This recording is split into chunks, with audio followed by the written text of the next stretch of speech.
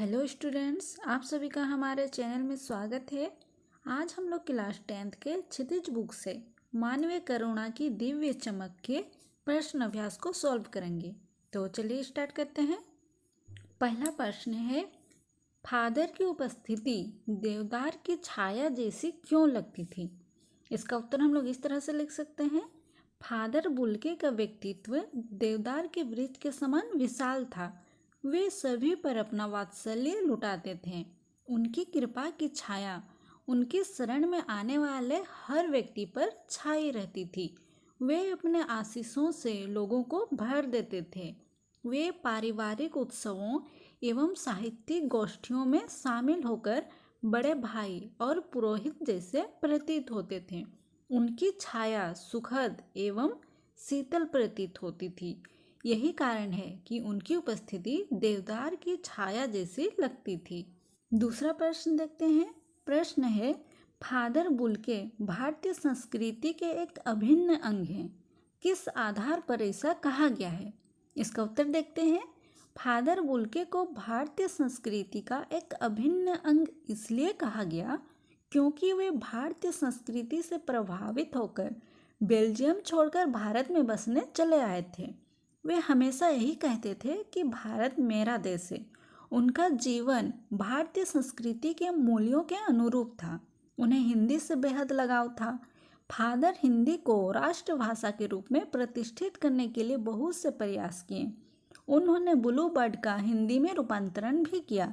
Father को भारतीय संस्कृति की सभी बातें प्रिय थी। तीसरा प्रश्न देखते हैं।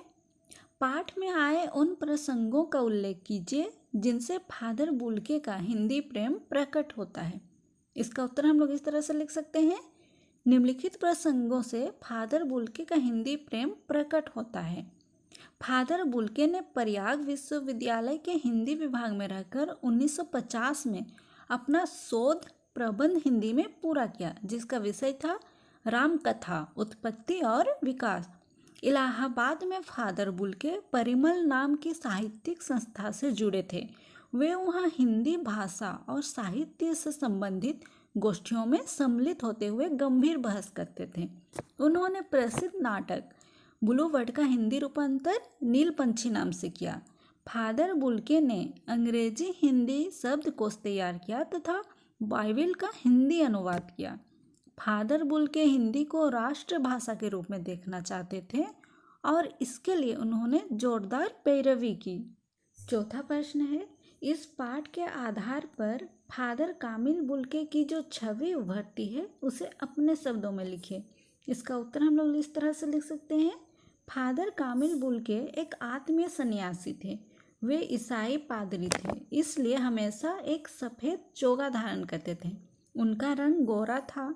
चेहरे पर सफ़ेद झलक देती हुई भूरी दाढ़ी थी। आंखें नीली थीं। बाहें हमेशा गले लगाने को आतुर दिखती थीं। उनके मन में अपने प्रियजनों और परिचितों के प्रति असीम स्नेह था। वे सबको स्नेह, सांत्वना, सहारा और करुणा देने में समर्थ थे। पांचवा प्रश्न है, लेखक ने फादर बुल्के को मानवीय करुणा की दिव्य चमक क्यों कहा है? इसका उत्तर देखते हैं। लेखक ने फादर कामिल बुल्के को मानवीय करुणा की दिव्य चमक इसलिए कहा है क्योंकि फादर के मन में सब परिचितों के प्रति सद्भावना और ममता थी। वे सबके प्रति वात्सल्य भाव रखते थे।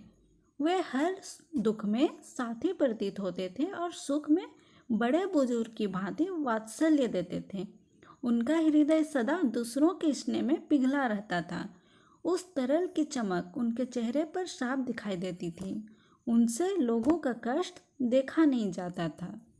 अगला प्रश्न देखते हैं। प्रश्न है, फादर बुल्के ने सन्यासी की परंपरागत छवि से अलग एक नई छवि प्रस्तुत की है। कैसे? इसका उत्तर हम लोग इस तरह से लिख सकते हैं। फादर बुल्के परंपरागत सन्यासी से कुछ हटकर थे। उनकी छवि एक भिन्न प्रकार के सन्यासी की थी। परंपरागत सन्यासी संसारिक मोह माया से दूर रहते हैं, जबकि फादर जिससे रिश्ता बना लेते उसे कभी नहीं तोड़ते। सबके प्रति लगाव, प्रेम, वात्सल्य का भाव रखते थे। वे समाज के तथा लोगों के पारिवारिक जीवन के कार्यक्रमों में भाग लेते रहते थे। इस आधार पर कहा जा सकता है कि फादर बुल्के ने सन्यासी की परंपरागत छवि से अलग एक नई छवि प्रस्तुत की है। अगला प्रश्न है, आशय स्पष्ट कीजिए। यानी हमें जो पंक्तियां दी हैं उसका हमें अर्थ लिखना है। पहला है, नम आँखों को गिनना स्याही फैलाना है। तो उत्तर देखिए, प्रस्तुत पंक्ति का आशय है कि फादर बुल्के की मृत्यु पर रोने वाले लोगों के बारे उल्लेख करना सिर्फ स्याही को बर्बाद करना है। कहने का आशय है कि उनके जाने पर अनेक लोगों की आंखों में आंसू थे जिन्हें गिनना संभव नहीं है। अगला है, फादर को याद करना एक उदास शांत संगीत को सुनने जैसा है।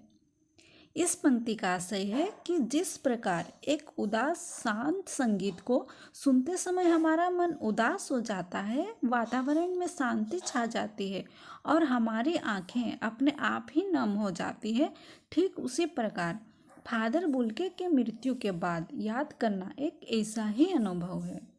8वां प्रश्न देखते हैं, आपके विचार में बुल्के ने भारत आने का मन क्यों बनाया होगा? इसका उत्तर है, हमारे विचार से बुल्के के मन में भारत की संस्कृति और हिंदी के बारे में अगाध प्रेम रहा होगा। वे भारत में रहकर भारत की संस्कृति और साहित्य का अध्ययन करना चाहते होंगे। अगला प्रश्न है, बहुत सुंदर है मेरी जन्मभूमि रैम्स चैपल। इस पंक्ति में फादर बुल्के की अपनी जन्मभूमि के प्रति कौन सी भावनाएं अभिव्यक्त होती हैं? आप अपनी जन्मभूमि के बारे में क्या सोचते हैं? इसका उत्तर हम लोग इस तरह से लिख सकते हैं, फादर बुल्के की जन्मभूमि रैम्स चैपल थी। फादर बुल्के की इस पंक्ति से स्पष्ट है कि उन्हें अपनी जन्मभूमि से बहुत प्रेम था तथा वे अपनी जन्मभूमि को बहुत याद करते थे। वे अपनी जन्मभूमि को बहुत सुंदर मानते थे। हम भी अपनी जन्मभूमि को महान समझते हैं। हमारे लिए हमारी जन्मभूमि अनमोल है। हमारे जन्मभूमि की प्रत्येक वस्तुओं से हमें प्रेम है। हमारी जन्मभूमि में हमारा पालन पोषण हुआ है, अतः हमें अपनी जन्मभूमि पर गर्व है। हम कहीं भी जाएं पर ऐसा कोई कार्य नहीं करेंगे जिससे हमारी जन्मभूमि को अपमानित होना पड़े। अगला प्रश्न देखते हैं, निम्नलिखित वाक्यों में समुच्चय बोधक छांटकर अलग लिखिए। तो सबसे पहले हम लोग ये समझते हैं कि समुच्चय बोधक है क्या, किसे कहते हैं। तो ऐसे शब्द जो दो या दो से अधिक शब्द, वाक्य या वाक्यांशों को जोड़ने का काम करते हैं, वे सब समुच्चय बोधक कहलाते हैं। ठीक है, तो देखते हैं हम लोग पहला, तब भी जब वे इलाहाबाद में थे और तब भी जब वे दिल्ली आते थे। इसमें समुच्चय बोधक क्या है? इसमें और है, क्योंकि तब भी जब वे इलाहाबाद में थे, ये एक वाक्य हुआ, और दूसरा तब भी जब वे दिल्ली आते थे, ये दूसरा वाक्य हुआ। तो इन दोनों को मिलाने का काम कौन कर रहा है? और। तो इसका आंसर होगा और। इसी तरह दूसरा देखते हैं, माँ ने बचपन में ही घोषित कर दिया था कि लड़का हाथ से गया। इसमें समुच्चय बोधक क्या होगा? कि वे रिश्ता बनाते थे तो तोड़ते नहीं थे। इसमें क्या है समुच्चय बोधक? तो, क्योंकि वे रिश्ता बनाते थे और तो क्या कर रहा? दो वाक्यों को जोड़ने का काम कर रहा, तोड़ते नहीं थे, यानी वे रिश्ता बनाते थे और तोड़ते नहीं थे। तो यहाँ पे इसका आंसर होगा तो।